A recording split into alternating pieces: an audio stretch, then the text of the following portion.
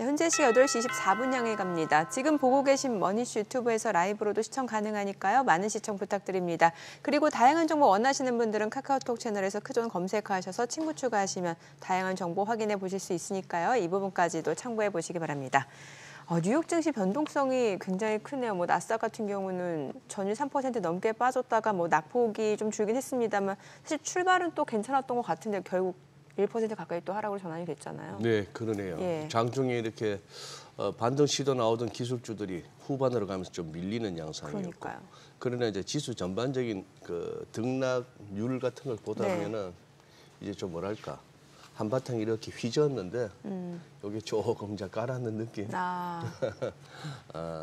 우리 시장이 어제 아주 절묘한 데서 이렇게 종가를 형성했고 야간 네. 선물은 조금 밀렸습니다만 오늘 그래도 어떻게 좀 반등 시도가 나올 만한 자리가 아닌가 싶기도 한데 한번 기대를 갖고 한번 또 주말장을 한번 열어봐야 될 것 같습니다. 네, 오늘 네. 흥국증권 최종경 리서치센터 기업 분석팀장님과 시장 이야기 나눠보도록 하겠습니다. 어서 오세요. 어서 오세요. 네, 안녕하십니까? 예.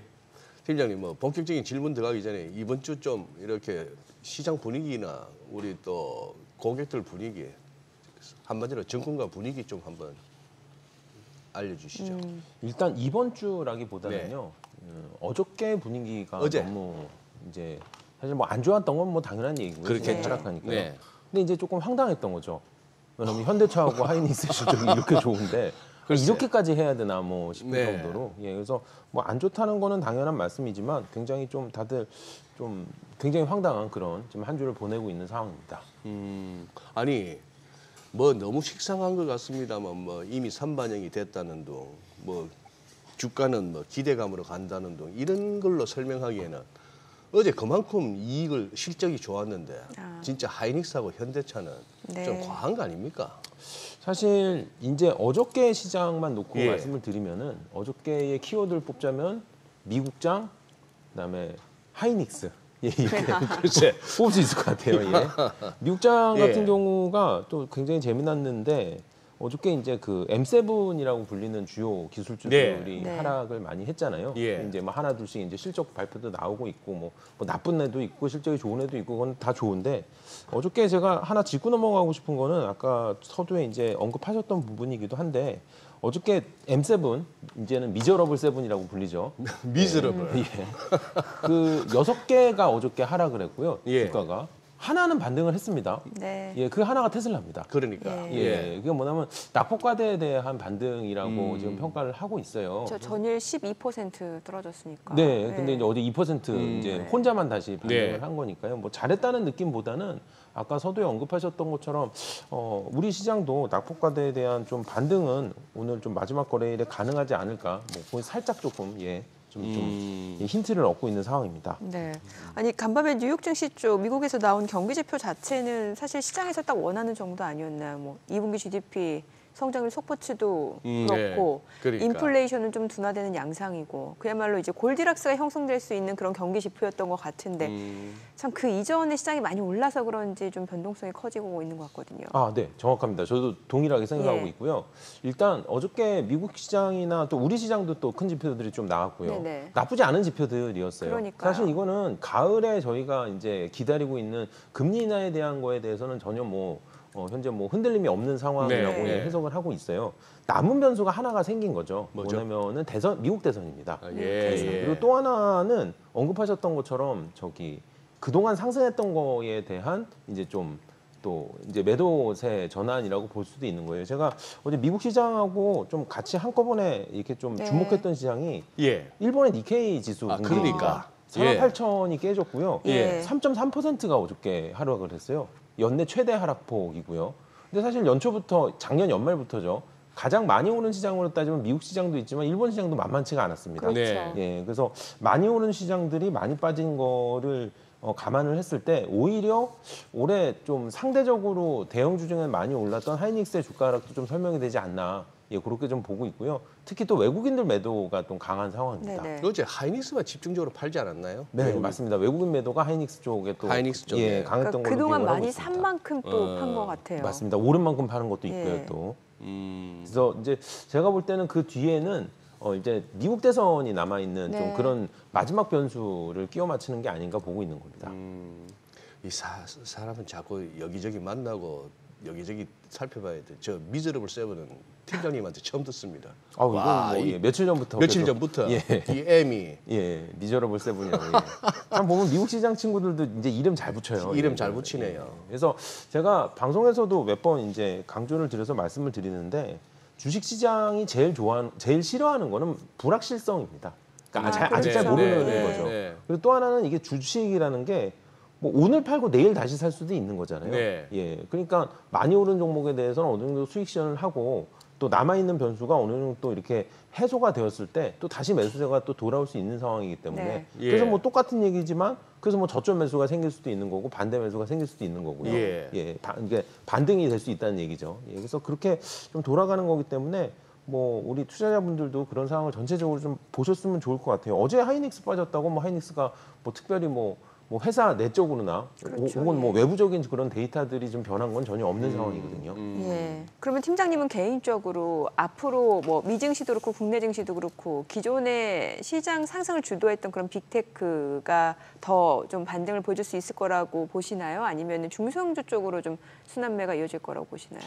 그 순환매에 있어서는 저도 동의하는 부분입니다. 아, 중소형주 쪽의 순환매를 기대는 할 수 있다. 중소형주가 빅테크의 순환매를 감당할 정도는 아닐 거라고 보고 있어요. 항상 예. 중소형주들은 이렇게 큰 선수들이 교체될 때 네. 이제 중간중간에 잠깐 이제 약간 릴리프 개념으로 중간 개투 개념으로 들어오는 개념이지 사실 시장을 주도하는 개념들은 기술주가 빠지면은 뭐 다른 또 뭐 주도주들이 또 그런 선수 교체가 이루어질 거라고 보고 있는 상황입니다. 일단 뭐 큰 그림으로 보자면 연내에는 뭐 미국 대선이 어떻게 흘러가는지 그리고 금리 인하의 스케줄이 어떻게 잡히는지 좀 그런 부분에 있어서 기술주에서 또 다른 주도주로 좀 선수 교체가 이루어지지 않을까 보고 있는 거고요. 다시 말씀드리지만 중소형주들은 그 중간중간에 약간 이제 중간 개투처럼 이렇게 들어갔다 나왔다 하면서 뭐 시장 분위기를 뭐 같이 타지 않을까 그렇게 생각하고 있습니다. 지금 팀장님은 미국 대선 어떤 점을 가장 관전 포인트로 삼으세요? 미 대선. 일단 선수 교체가 되는 상황이잖아요. 예. 그리고 이제 거기가 누가 될지 모르는 이제 이렇게 좀 박빙의 상황으로 다시 접어든 상황이잖아요.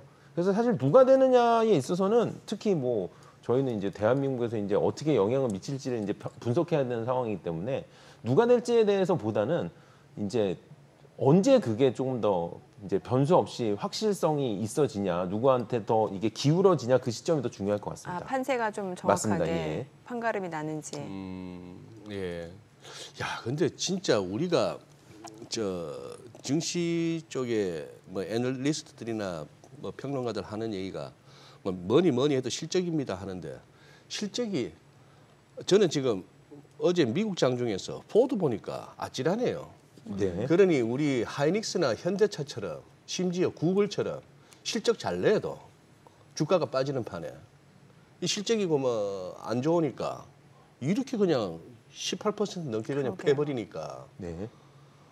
그러면 그거는 또 이해가 안 되는 거예요. 어제 그렇게 미국 장도 안 좋았고 테슬라도 지수를 갖다가 크게 밀어버리는데 테슬라가 그거 역할이 컸고 했던 그 다음 날인데 우리가 아시아 증시 전반적으로 우리 시장 포함해서 시퍼렇게 멍드는 와중에 2차 전지가 올랐거든요. 네. 그거는 일종의 그것도 순환매로 봐야 됩니까? 저는 솔직히 그렇게 평가하고 있습니다. 순환매로. 지난 2, 3개월 네. 특히 올해 전반적으로 봤을 때 주도주들 중에 2차 전지주 관련주들이 가장 재미가 없었어요. 제일 소외됐죠. 예, 제일 소외됐었죠. 예. 이제 그러다 보니까 자연스럽게 기술주들이 주도했던 AI를 중심으로 주도했던 기술주들이 힘을 좀 빠지다 보니까 그간인데 잠잠했던 이제 2차 전지 쪽으로 약간 이제 순환매가 이루어지고 있다 그렇게 보고 있는 거고요. 네. 솔직히 제가 오늘 방송에서 뭐 예. 2차 전지가 앞으로 대세주가 됩니다 그렇게 말씀드리기는 좀 어려울 것 같아요. 좀 지켜봐야 될 것 같은데 중요한 거는 이렇게 경험적으로 봤을 때 주도주들의 선수 교체, 포지션 교체가 일어날 때 잠깐 중소형주들이 반짝하면서 주도주들 교체되고 뭐 이런 예. 현상들이 계속 반복되는 현상들이기 때문에 지금 딱 올해 지금 이번 달 마지막 거래일을 맞이해서 올해가 지금 어제 오늘이 좀 예. 그런 시점이 아닌가 그렇게 평가하고 있습니다. 또 플랫폼 관련주도 한참 개인 투자자분들이 많이 산 종목인데 뭐 오죽하면 개미 무덤이다라는 말이 나올 정도로 주가가 매일 못 추다가 또 어제 보니까 괜찮았단 말이죠. 근데 카카오는 지금 말도 많잖아요. 네, 일단 플랫폼주의 대표적인 이제 우리 주식들이 네이버나 카카오 그렇죠, 쪽을 예. 중심으로 움직이게 되는데 이게 또 재미난 게 시장의 상황보다는 각각 개별적인 상황들에 좀 엮여 있어요. 예. 카카오는 이제 뭐 지배구조의 이슈들이 엮여 있는 거고요. 네이버는 이제 최근에 이제 우리 국내에서 조금 민감하게 반응하고 있는 그 뭐 티몬 사태라든지 거기에 이제 좀 반대 좀 수혜를 좀 받을 거다라는 전망이 또 네이버 쪽으로 쏠리고 있어서 사실 이게 플랫폼주가 어떻다, 플랫폼 시장이 어떻게 변화가 된다라는 느낌보다는 각각 개별적인 이슈로 지금 좀 움직임이 나오고 있는 상황입니다. 앞으로는 어떨까요? 일단 네이버가 수혜를 받는 거는 어느 정도 분명 티몬 UMF 사태에서 수혜가 있을 거라는 건 분명한 얘기인데 사실 티몬 UMF 사태에 의해서 수혜를 받는 거는 이제 오픈마켓이라든지 그쪽 네. 쪽으로 한정이 되어 있어서 네이버는 하는 일이 굉장히 많거든요. 그래서 좀 지켜봐야 될 것 같고요. 그러니까 주 사업은 아니라는 거죠, 그쪽이. 뭐 여러 가지 사업 중에 하나이기 예. 때문에 수혜를 받는 건 맞지만 뭐 주가가 대세적으로 계속 오를 수 있다라는 거에 대해서는 좀 지켜봐야 될 네. 입장입니다. 카카오 같은 경우도 뭐 지배구조의 이슈는 또 해소를 해야 되겠죠, 자체적으로. 그러니까요. 저 뭐 티몬하고 위메프 사태는 뉴스를 좀 듣다 보니까 좀 답답하더만요. 피해자들은 소비자 입장도 그렇고 저쪽과 거래하는 업체들도 그렇고 이게 이제 플랫폼 내지는 저 중간에 이커머스 이런 거는 이제 대세인데 이제 되돌아갈 수 없는 대세인데 어쨌거나 세상 이치는 똑같은 것 같아요. 너무 싸면 일단 의심해야 돼.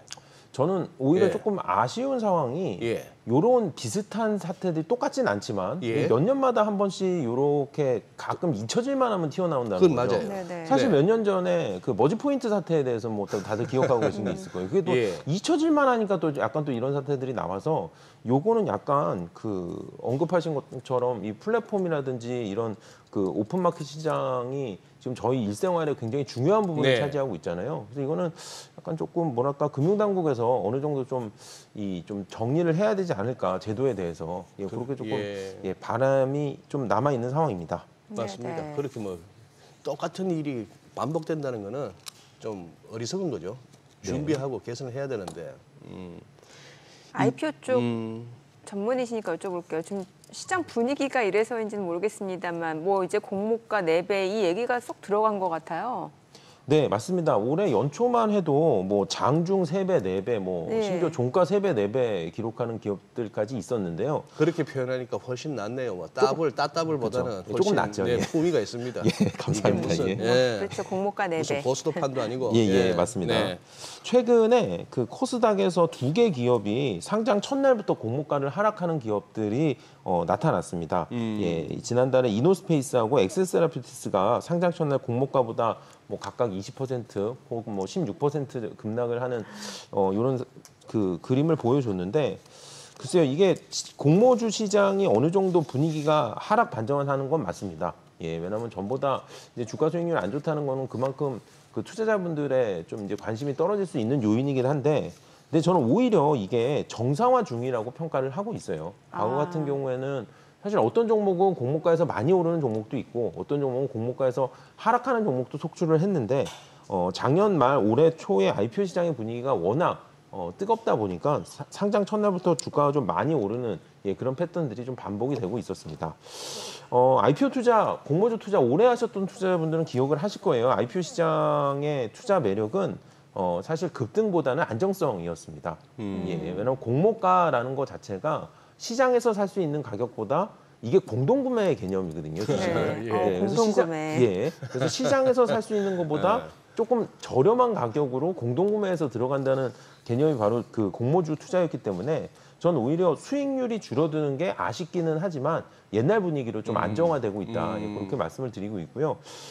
아직 하나가 더 이루어져야 돼요. 저희가 뭐예요? 숙제가. 뭐냐면은 공모가 자체가 안정화돼야 됩니다. 공모가 자체가. 최근에 공모가가 굉장히 올해 비싸게 지금 잡히고 있습니다. 그 밴드에서 보면 상단을 넘어서는 경우도 있었고. 맞습니다. 상단을 넘어서는 경우도 있고 넘어서지 않는 경우도 있는 게 정상인데 올해는 모든 기업이 코스피 상장한 대형주 몇 개를 제외하고는 공모희망가 상단을 20에서 30%씩 다 넘겨버렸습니다. 그러니까 공동구매로 우리가 싸게 사야 되는데 네. 싸게 안 사고 있는 거예요. 그러네요. 지금 공모를. 그러니까 수익률이 저렇게 떨어지는 거죠. 그래서 그러면 이게 해결점은 뭐냐? 이제 다시 또 원론으로 돌아가서 이제 공모 확정가가 점점 싸지게 되면은 다시 저희가 공동구매 가격이 저렴해지면은 수익률은 다시 돌아오게 됩니다. 예. 그러니까. 그래서 사실 조금 아쉬운 상황인 건 맞지만 첫날 분위기에 대해서 근데 오히려 시장이 정상화되고 있는 과정이기 때문에 저는 하반기나 좀 향후 장기적인 IPO 시장의 전망에 대해서는 굉장히 긍정적으로 보고 있는 상황입니다.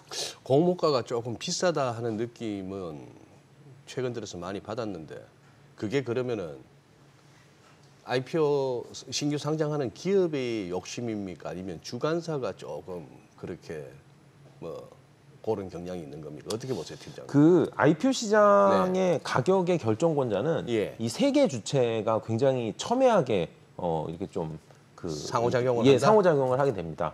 그러니까 언급하셨던 발행사라고 발행사. 얘기하는 기업이 있고요. 기업. 예, 그다음에 그거를 주관하고 있는 증권사가 있고요. 예. 네. 예, 그다음에 투자자가 있습니다. 그렇겠죠. 예, 그래서 이 가격이 오르고 내리는 거는 사실 셋 중에 어느 하나의 책임은 아니에요.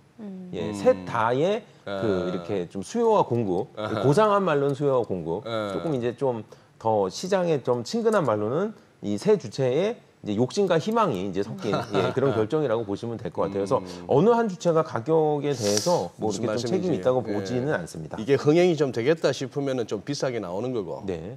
이게 될까 싶으면 좀 싸게 내놓고 뭐 이렇게 예. 봐야겠네요. 맞습니다. 그래서 이게 그 항상 이제 그 제가 IPO 시장을 볼 때는 투자자분들한테 그런 말씀을 드려요. 그 동일한 업종에 앞에 상장한 기업들의 레퍼런스가 중요하고요. 네. 그다음에 바로 앞에 상장한 기업의 레퍼런스가 굉장히 중요합니다. 예. 그러니까 바로 앞에 상장한 기업이 상장하자마자 상장일에 주가가 급등을 했다. 네. 그러면 그 다음 기업에 영향을 안 미칠 수가 없죠. 그렇겠네요. 그러네요. 그렇겠네요. 지난해랑 비교해 봤을 때 그래도 이제 올해 IPO 같은 경우 이미 이제 상반기가 넘어섰으니까 좀 보자면은 좀 대여급 그래도 굵직했죠. 기업들이 좀 많이 상장을 했어요. 보니까 APR도 그렇고 HD 현대 마린솔루션도 그렇고. 네, 굉장히 좋은 지적이시고요. 이게 상반기만 비교를 해 보면은 2022년이죠. 이제 근데 이때는 LG엔솔을 빼고 얘기해야 돼요. 아, 왜냐면 그렇죠. LG엔솔이 혼자 워낙 너무 LG엔솔 크기 워낙 때문에 크니까. 그것도 워낙 연초에 바닥 붙어서 예. LG엔솔을 빼고 봤을 때 상반기에 공모 규모가 8천억을 기록했습니다. 와. 2022년에 2023년에 공모 규모의 합이 9천억을 기록했고요. 예. 올해가 1.7조입니다. 상반기. 갑자기 확 늘었네요. 예. 근데 이게 사실 그 작년이나 재작년에 8천억, 9천억의 공모 규모 시장이 워낙 적었던 거고요. 예. 그래서 올해 같은 경우에 1.7조면은 이제 제가 주장하고 있는 내년 후년에 이 저기 그 풍년을 대비해서 잘 지금 무럭무럭 잘 자라고 있다고 평가를 하고 있고요. 참고로 우리 IPO 시장의 전고점이었던 2021년, 네. 예, 당시에 1년 동안 코스피 신규 상장만 14개 있었던 그때가 1년 동안에 그 공모 규모의 합이 20조 원이었습니다. 예, 그러니까 1년 동안 20조 원 했던 때가 전고점인데 네. 상반기에 8천억, 9천억 하는 거는 좀 너무 적었던 거죠. 그러네요. 그러네요. 네. 이게 공모 규모가 커진다라는 거는 어떤 특성으로 저희가 이해를 해야 되는 거예요? 큰 기업이 오고 있다고 보시면 됩니다. 큰 기업이 예, 큰 그에 기업이 많이 오고요. 상장한다. 맞습니다. 그래서 재미난 부분은 올해 뭐 언급하셨던 기업들 APR이라든지 현대마린 솔루션이라든지 시프트업이라든지 과거에 대비해서는 그래도 계속 그 상장하는 기업들의 크기가 커지고 있는 거는 사실입니다. 근데 재미난 부분이 이게 대여급이라는 단어를 저희가 쓰고 있잖아요. 네. 이게 사실 공식적인 명칭은 아닙니다. 그러면요. 예, 저희 여의도에서 쓰는 은어 같은 건데 말 그대로 이제 큰 물고기라는 뜻이잖아요. 예. 근데 이게 과거에는 대여급들이 단일 공모 규모 1조 원에 시가총액 5조 원 정도를 저희가 대여로 받습니다. 아, 지금은 기준이 많이 낮아진 거예요. 많이 낮아진 거죠. APR이나 현대마린솔루션, 시프트업의 시가총액이 다 5조 미만으로 시작을 예. 했기 때문에 예. 사실 지금 얘기하는 대여급들은 과거 대여들에 비하면은 사실 그냥 중간급 정도 예, 이기 때문에 진짜 요 우리 IPO 시장의 풍년은 이제 내년이나 후년에 2021년 같은 시장을 다시 한번 구경할 수 있다라고 이제 저는 말씀을 드리고 있습니다.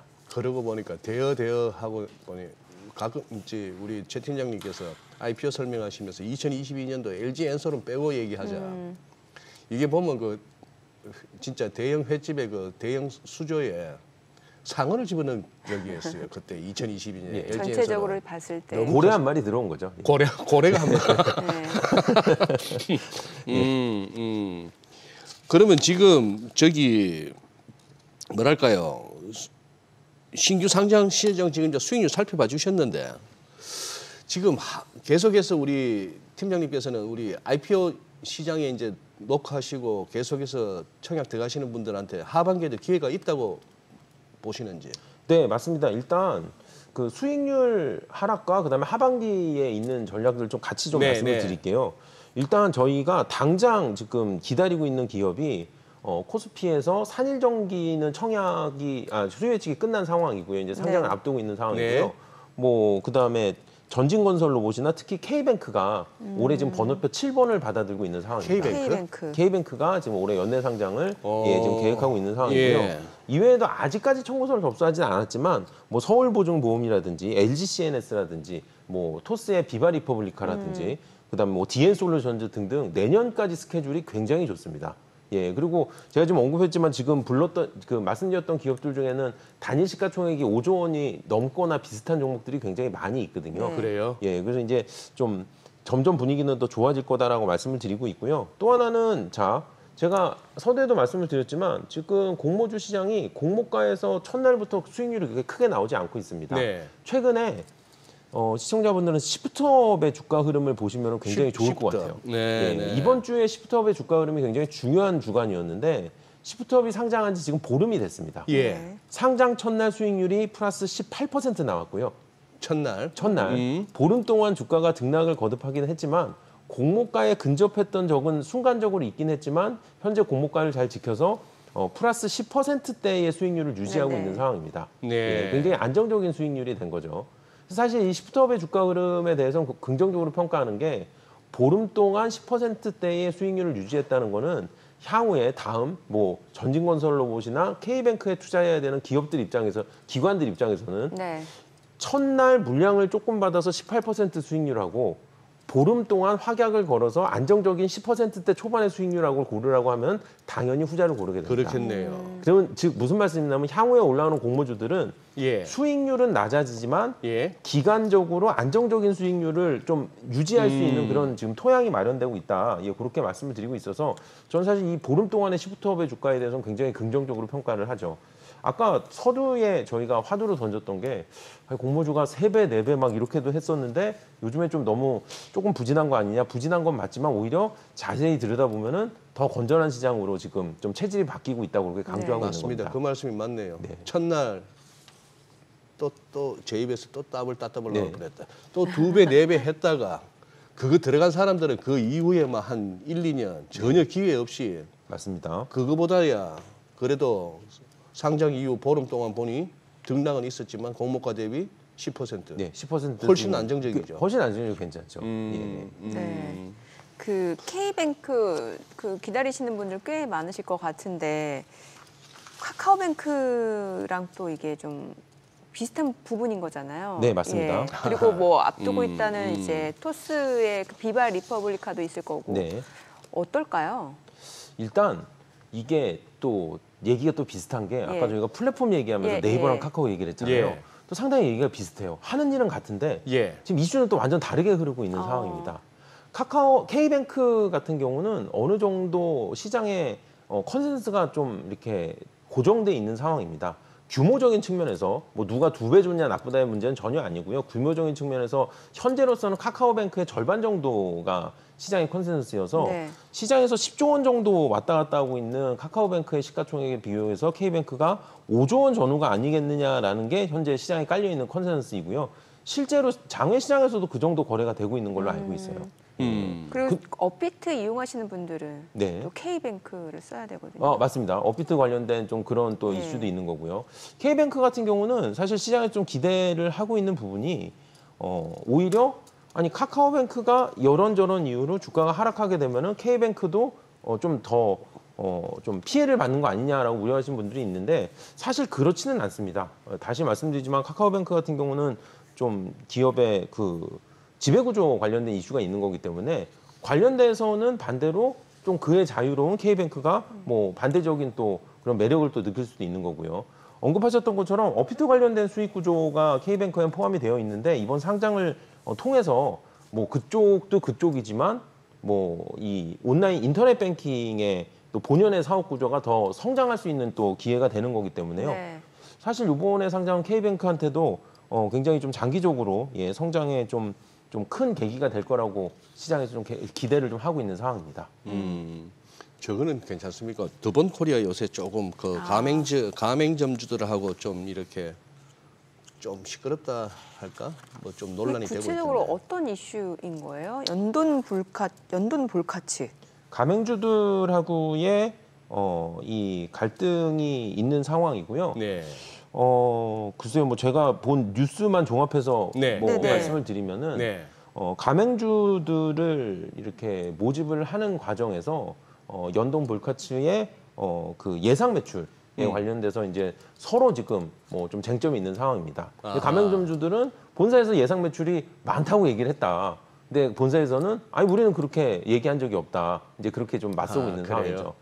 저는 IPO를 담당하고 있는 증권시장의 관점에서 사실 좀 딴 얘기를 좀 드리고 싶어요. 네. 예, 뭐냐면 저는 가맹점주 이슈에 대해서는 저는 잘 모르겠습니다. 솔직히 네, 어떻게 네, 될지는. 네. 근데 오히려 네. 전 제가 좀 이게 가능할까라고 지금 생각하고 있는 부분이 상장 이후 기준으로 유통 물량이 너무 적습니다. 예? 주식의 유통 물량이 너무 적어요. 더본코리아가.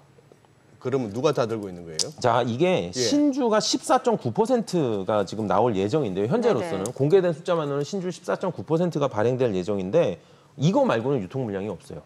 그럼 너무 적은 거 너무 아니에요? 적죠. 신주 14.9% 중에 우리 사주 또 묶일 거고요. 예. 그다음에 자발적으로 확약을 하는 기관들의 그 지분이 묶이게 되면은 사실 유통 물량이 10% 미만까지 내려갈 수도 있고요. 예. 최대 주주 및 특수관계인 지분이라고 하죠. 예. 그게 80%대 초반입니다.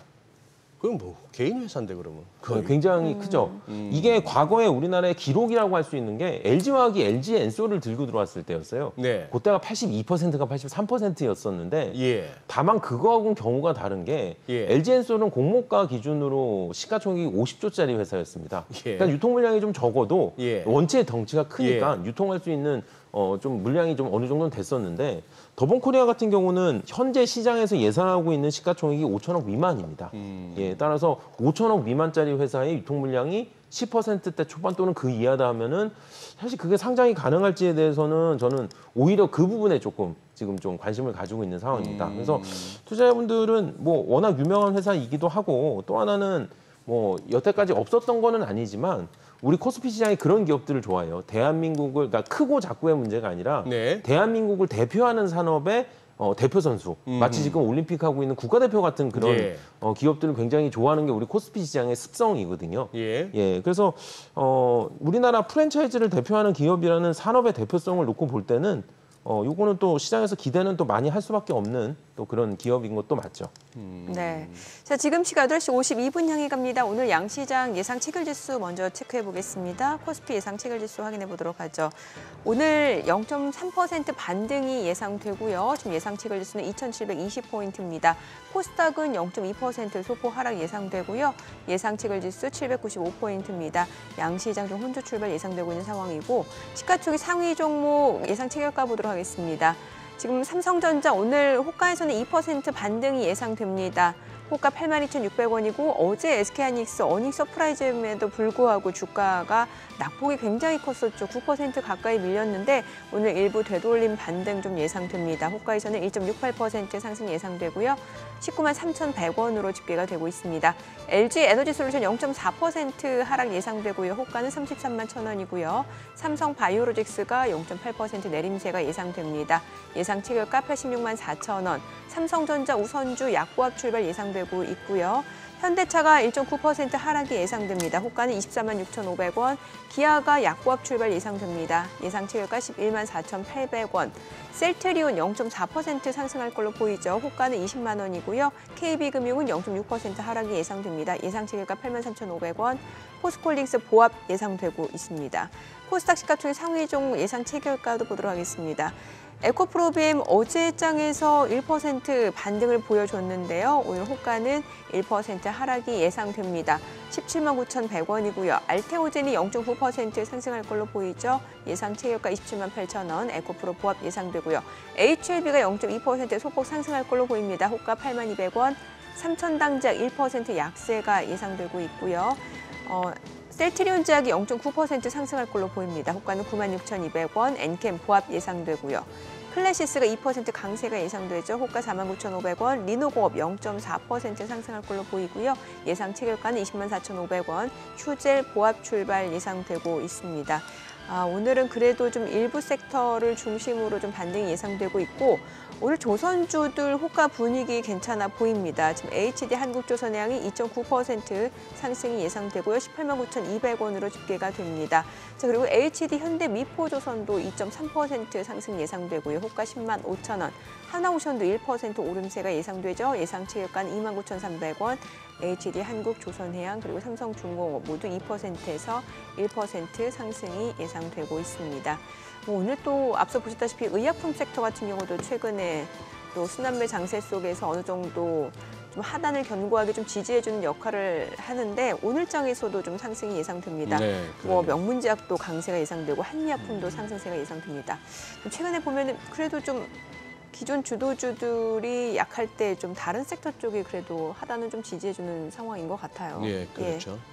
저는 오늘 이제 시장 흐름이 어떨까 싶은 게 네. 그동안 시장에서 아주 뜨거웠던 식품주, 예, 그리고 삼천당도 그동안에 참 뭐랄까 하루도 우리가 언급 안 하고 넘어간 날이 없을 만큼이었는데 이 비만 치료제 예, 이슈가 그런 있는 쪽이고 거죠? 어제 특히 오늘 이제 어떻게 나올지 모르는데 전력 설비주 이쪽도 어떨지도 또 한번 궁금하네요. 어제 LS 쪽에 LS 일렉트릭이 어제 17%나 빠졌지 않습니까? 이게 뭔가 싶기도 하고 오늘 진짜 궁금한 하루입니다. 여느 때보다도 조금 더 이렇게 뚜껑 열었을 때 어떤 내용물이 나올지. 그러게요. 워낙 네. 또 최근에 또 주말을 앞둔 금요일이다 보니까 그러니까. 네, 투자자분들이 네. 또 오후장에서 마음이 어떻게 또 오후장에. 바뀔지도 몰라요. 근데 기술적으로만 봐서는 여기서는 일단 한번 이렇게 걸렸다 가는 레벨은 맞는데 네. 예, 여기서 바로 훅 깬다는 거는 뭐 거의 뭔가 문제가 생겼다는 그런 신호인데 그 정도는 아닐 것 같아서 한번 상승 출발인데 뒷심이 중요할 것 같습니다. 아까 우리 무슨 말씀까지 왔더라 우리 팀장님하고 저희가 이제 K뱅크 얘기까지 K뱅크, 맞아, 마무리를 맞아. 좀 했고요. 네. 저는 오늘 그 동시효과 나오는 거 보고 재미났던 부분이 예. 일단 하이닉스 살짝 반등하는 네네. 색깔이 나온 거고요. 그다음에 제약바이오테크들 예. 쪽이 예. 좀 시장에서 관심이 높아지는 건데요. 예. 이게 뭐냐면 오늘 저희가 이제 화두에서부터 얘기를 꺼낸 게 아니 왜 이렇게 실적이 좋아도 글쎄. 주가가 안 좋을까요잖아요. 예. 근데 제약바이오테크가 다 실적이 안 좋다는 얘기는 아니고요. 제약바이오테크 같은 경우는 실적이 무관하게 주가가 형성되는 그 주식들이 그 섹터는 있잖아요. 그렇다고 봐요. 워낙 그렇죠. R&D 쪽 비중이 높다 맞습니다. 보니까 기대감이 좀 반영이 그렇죠. 돼야 되죠. 그러니까 시장이 실적을 인정을 안 해주니까 이제 투자자들은 아예 모르겠고 그냥 실적 관계없는 주식으로 네.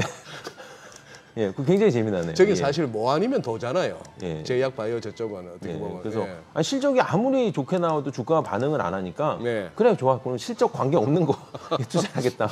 예, 그런 심리가 아닌가 싶어서 굉장히 재미난 지금 상황입니다. 특히 제약바이오는 이제 비만 치료제 이슈가 있거나 아니면 탈모 치료 이런 쪽 정확합니다. 이슈가 예. 있으면은 굉장히 모멘텀이 좋더라고요. 네. 예. 이게 앞으로도 뭐 사실 많은 분들이 관심을 가질 수밖에 없는 부분인 거잖아요. 이거는 사실 국내뿐이 아니라 네. 전 세계적인 이슈이기도 하고요. 어저께 장이었나요? 그저께 장이었나요? 일라일리의 주가가 예. 많이 급락을 예, 했는데 예. 그거 역시도 이제 어제도. 경쟁사의 신약 개발 소식 때문에 일라일리의 주가가 또 조정받은 경우가 있죠.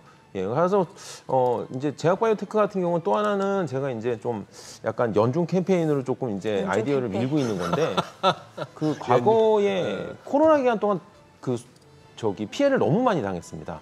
예, 코로나 기간 동안 제약바이오테크들 특히 언급하셨던 신약 개발 기업들이 예. 피해를 당한 게 건강한 사람도 병원을 못 가는 시기였는데 임상 시험을 제 스케줄로 진행을 다 못했던 거예요. 그랬겠네요. 네, 그렇죠. 아니 아픈 사람도 병원을 못 가는데 무슨 거기서 예, 임상을 하고 예, 있겠냐고요. 예. 근데 이 코로나가 끝나고 일상이 회복되면서 지금 임상 스케줄도 다 정상화가 된 상황입니다. 그럼 솔직히 아니 지금 코로나가 끝나고 일상 회복된 게 언제인데 아직까지 그 얘기를 하고 있냐. 근데 이 임상이란 결과가 이게 뭐 오늘 제기한다고 내일 나오는 게 아니기 때문에 사실 올해 내년 또 순차적으로 굉장히 많은 진도들의 그런 좀 결과가 나올 거라고 예상하고 있는 상황입니다. 네. 그 예전 파도 사태 네. 때문에 좀 말이 많았는데 뭐 이노그리도 마찬가지고 이게 뭔가 좀 심사 기간이 좀 길어질 수도 있다면서요. 심사 기간이 실제로 많이 길어졌습니다. 이미 좀, 많이. 좀, 이미 좀 많이 길어졌고요. 까다로워졌죠. 예, 많이 까다로워졌고요. 예. 제가 오늘 그림을 하나 좀 준비를 해왔는데요. 실제로 청구서 접수해서 심사 승인까지 얼마나 기간이 걸리는지 계산을 해봤는데 생각보다 좀 재미난 결과가 나오더라고요. 보시는 그림이고요. 과거에 요게 한 10년치 정도 됩니다. 청구서 접수부터 심사 승인까지 소요되는 날짜를 정한 계산한 건데 2022년부터 갑자기 급증하기 시작을 합니다. 제가 중간에 이렇게 점선으로 허리를 한번 끊었는데 그게 네. 90일선이에요. 90일선이 뭐냐면은 시장의 컨센서스입니다. 오늘 접수를 하면은 도장 받는데 한 3달 걸리겠지. 한 석 달이면 되겠지. 예, 그게 이제 컨센서스인데 실제로 2021년까지는 석 달 안에 도장이 나왔어요. 보시는 것처럼. 근데 22년부터 갑자기 4달이 되더니 23년에 4달 반, 현재는 도장 받는데 5달이 걸립니다. 예. 그래서 파도를 언급을 해주셨는데 저도 그림을 그리면서 파도가 어떤 영향을 미쳤을까라고 봤는데 파도가 2023년 상장을 했단 말이에요. 네. 예, 지금 무슨 얘기냐면은 이런 현상에 뭐 약간 이렇게 그 좀 영향을 준 건 내용을 맞지만 저희가 네. 개장하고 좀 들어봐야 될 것 네, 같습니다. 오늘 알겠습니다. 국내 증시로 확인해 보겠습니다. 개장합니다.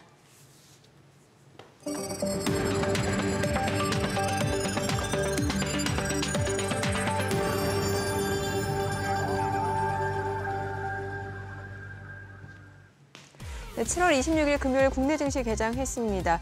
간밤 뉴욕 증시 혼조로 마무리가 됐습니다. 다우지수는 좀 올랐습니다만 나스닥과 S&P 500 하락으로 마무리가 됐고 전일 나스닥이 3% 넘게 빠진 데 이어서 어제장에 간밤 새벽에서도 1% 가까이 좀 떨어졌습니다. 출발 자체는 좀 상승을 시도하는 모습이었습니다만 다시 또 하락으로 전환되는 모습.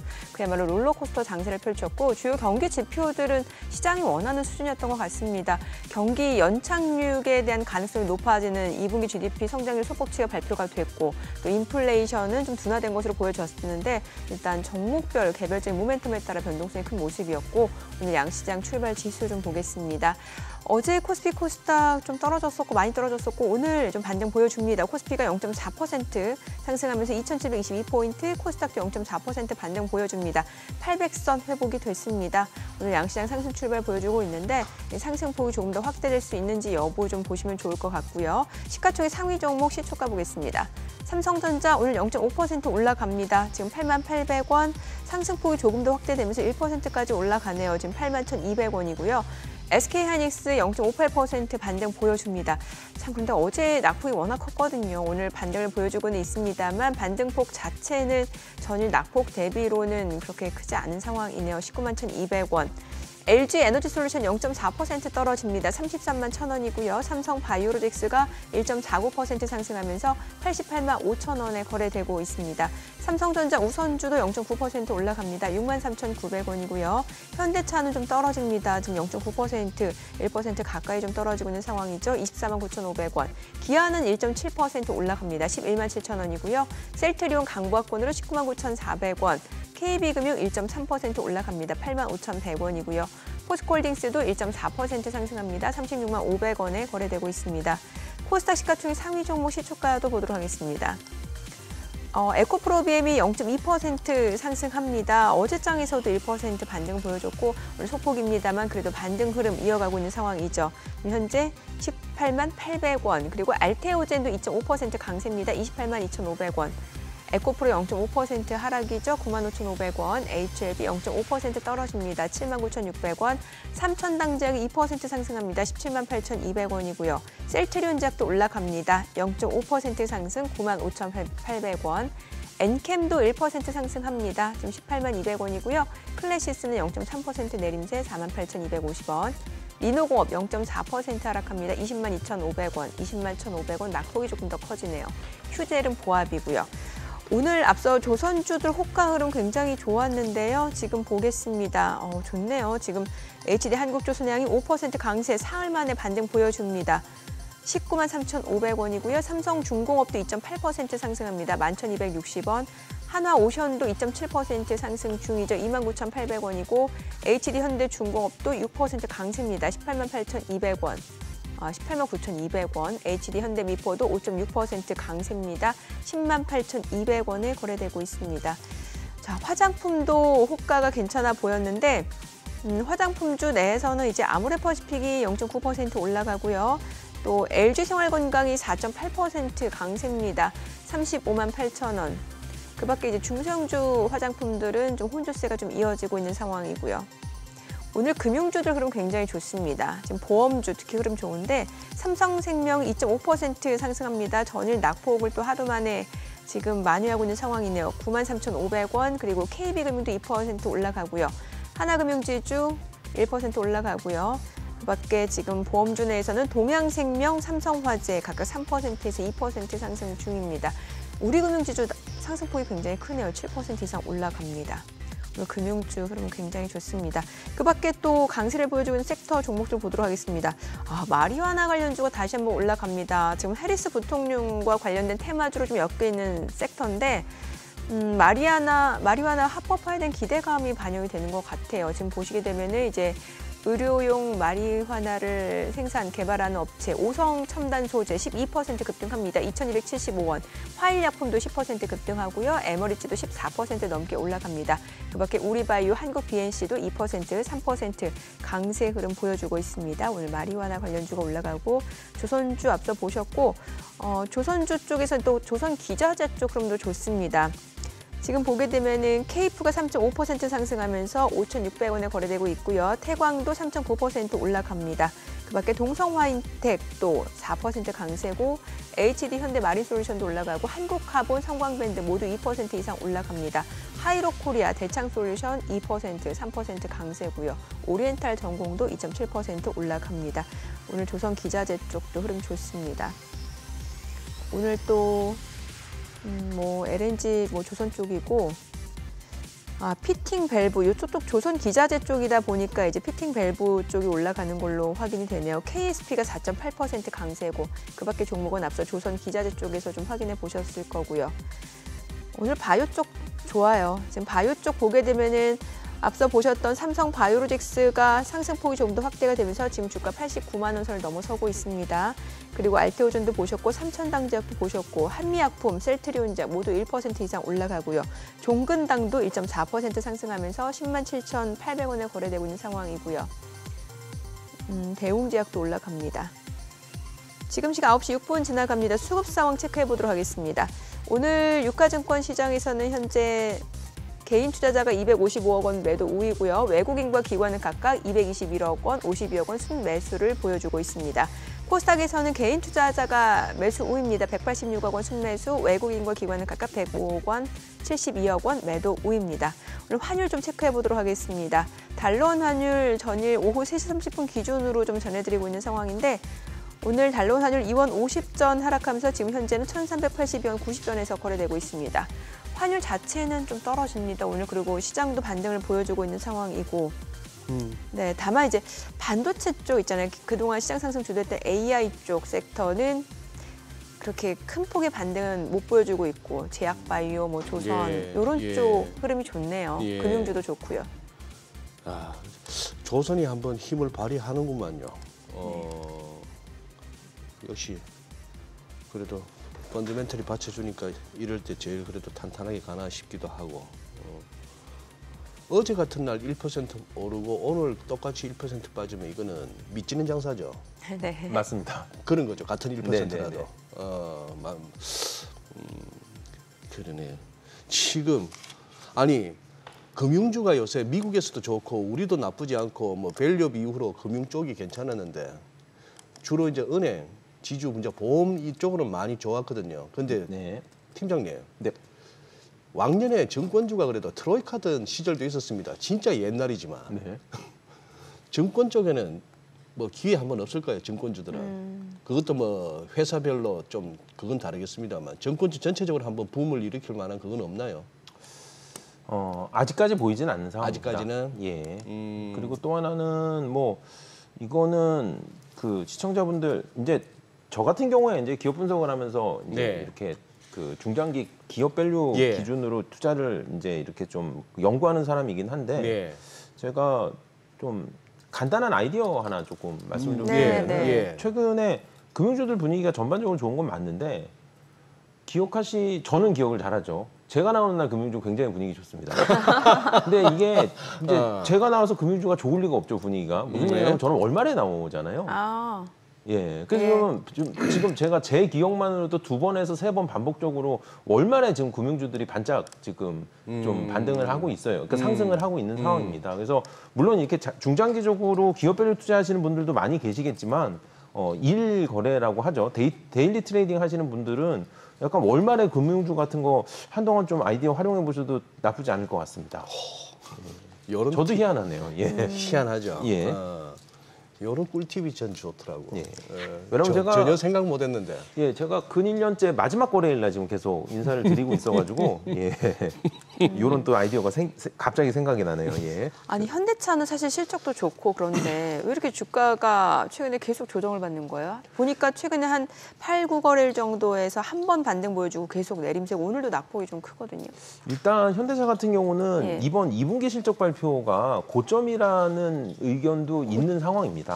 아, 실적이 피크를 쳤다고요? 예, 실적이 피크라는 의견도 있는데, 근데 다시 말씀드리지만 아까도 뭐 직접 언급을 해주셨지만 오늘 하이닉스의 반등은 반등폭이 너무 적어요. 그거에 따른 어제 빠진 거에 지금 비해. 강보권이에요. 맞아요. 맞습니다. 네. 현대차도 마찬가지지만 그래서 반대로 얘기하면은 아까 저희가 장 시작 전에 잠깐 얘기하고 들었던 것처럼 바이오테크처럼 네. 아니 뭐 실적이 좋아도 주가도 안 오르니 이제 실적하고 실적에 크게 변수를 받지 않는 바이오테크 쪽에 관심이 높아지는 것도 오히려 같은 맥락이 아닌가라고 저는 지금 평가하고 있습니다. 아, 그래요. 지금 어차피 기업 분석 쪽 업무를 계속 하고 계신데 팀장님. 네. 최근 들어서 우리 전기 전력 설비 쪽 굉장한 어떤 시세가 났지 않습니까? 네. 이쪽은 어떻게 밸류에이션 측면에서 어떻게 평가하십니까? 밸류에이션 측면에서는 현재 프리미엄을 받고 있는 부분이고요.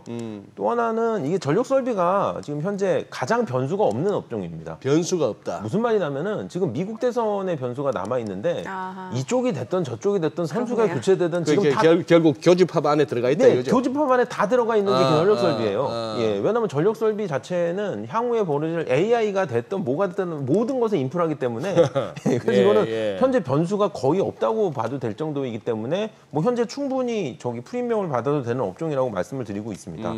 최근에 IPO 시장에서 산일 전기의 수요 예측이 산일. 예, 수요 예측이 저기 마무리가 되고 네. 공모가가 결정이 됐는데 코스피 기업들이 HD-현대 마린솔루션도 그렇고 시프트업도 그렇고 연이어서 공모 희망가 밴드의 상단에서 공모가가 결정이 되다가 최근에 산일전기가 또 공모가 상단을 또 지금 넘긴 상황입니다. 예. 그만큼 수요 예측의 분위기가 좋았다는 얘기겠죠. 예. 그 정도로 지금 전력 설비에 대해서는 올해 신규 상장 중에서는 처음 상장하는 지금 종목이기 때문에 지금 수혜가 지금 집중되고 있다 그렇게 평가하고 있습니다.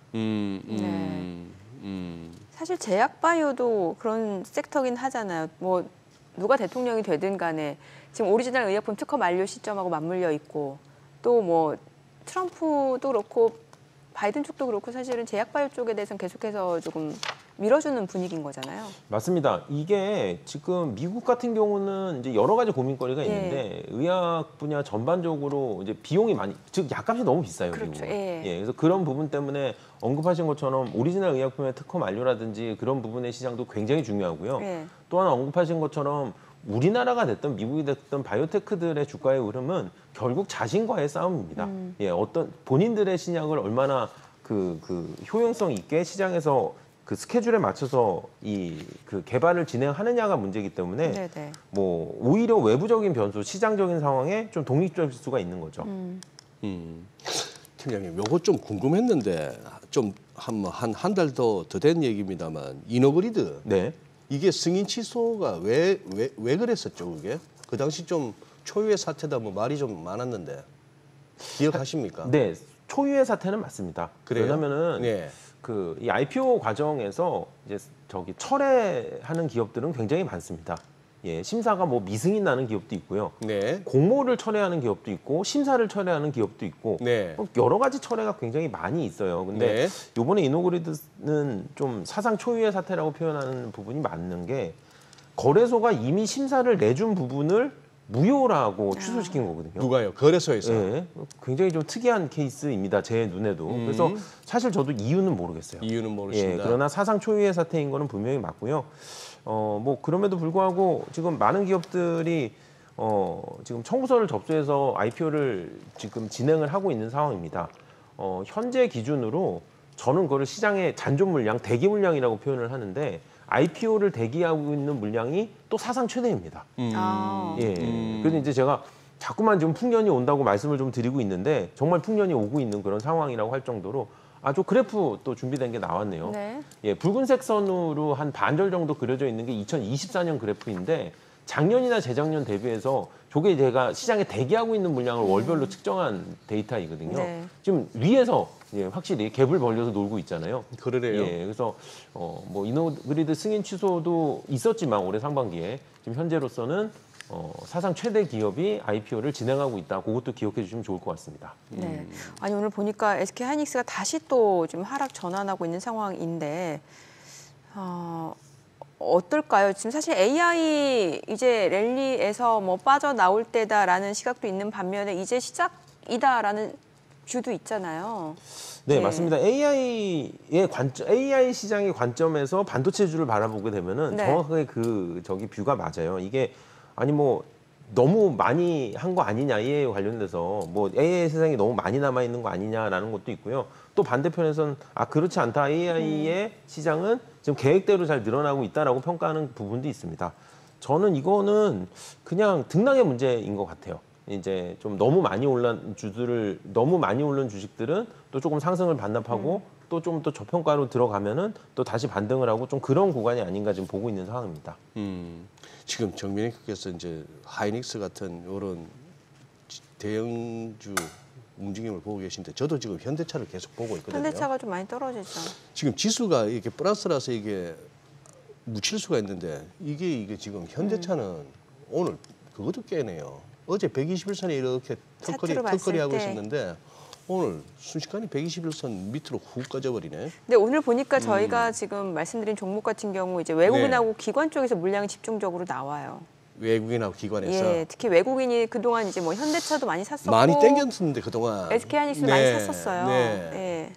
근데 지금 약간 이렇게 낙폭을 보나 이런 걸 보니까 오늘 파는 선수들은 차익 실현보다는 조금 그냥 일단 던지고 보자 분위기 매물 같은데. SK 하이닉스 같은 경우는 25만 원 선에서 좀 일부 팔겠다라고 기다리신 분들 꽤 있으셨거든요. 그러니까 예. 뭐 특히 외국인 뭐 수급 측면에서 그렇게 많이 밀리는 건 아닌데 이쪽은 팔고 저쪽은 사고 해서 그런지 순매도 자체는 크게 충격적인 숫자는 아닌데. 외국인이 금융에서 많이 사고. 금융에서 예. 많이 사고. 예. 야, 어제 미국 시장에서 자동차주들의 폭락하고 저는 무관하지 않다고 보고 앞서 있습니다. 그렇게 포드 보고 같은 계시는 경우. 맞습니다. 예. 근데 이제 상황은 다른 게 네. 어제 미국 시장에서의 폭락은 실적 하락에 대한 실적 감소에 대한 실망감이었고 그렇죠. 예. 근데 이제 반대로 우리나라의 현대자동차 같은 경우 실적이 굉장히 좋았기 맞아요. 때문에 네. 이제 계속 저희가 이제 의문을 던지고 있는 거죠. 네. 시장에. 왜 이럴까? 저 정도까지는 아닐 텐데라고 하면서 다만 투자자분들이 기억해 주셔야 될 게 외국인 투자자들은 그러니까 생각보다 굉장히 단순하게 투자합니다. 외국인들요? 예. 이거는 실적이 좋아서 봐주고 저건 실적이 안 좋아서 뭐 더 팔고 안 그래요. 그러니까 자동차가 아니다 싶으면은 그냥 전 세계적으로 다 밀어버립니다. 그 섹터를. 네, 맞습니다. 그래서 아마 오늘 그렇지 않아도 또 마지막 일이기도 해서 그래서 아마 외국인 투자자들 입장에서는 오늘 그 외국인 수급을 좀 자세히 봐야 될 것 같은데 사실 어제 미국 시장의 자동차주 급락하고 무관하지는 않다고 보고 있습니다. 네. 오늘 내용 잘 들었습니다. 고맙습니다. 예, 감사합니다. 감사합니다.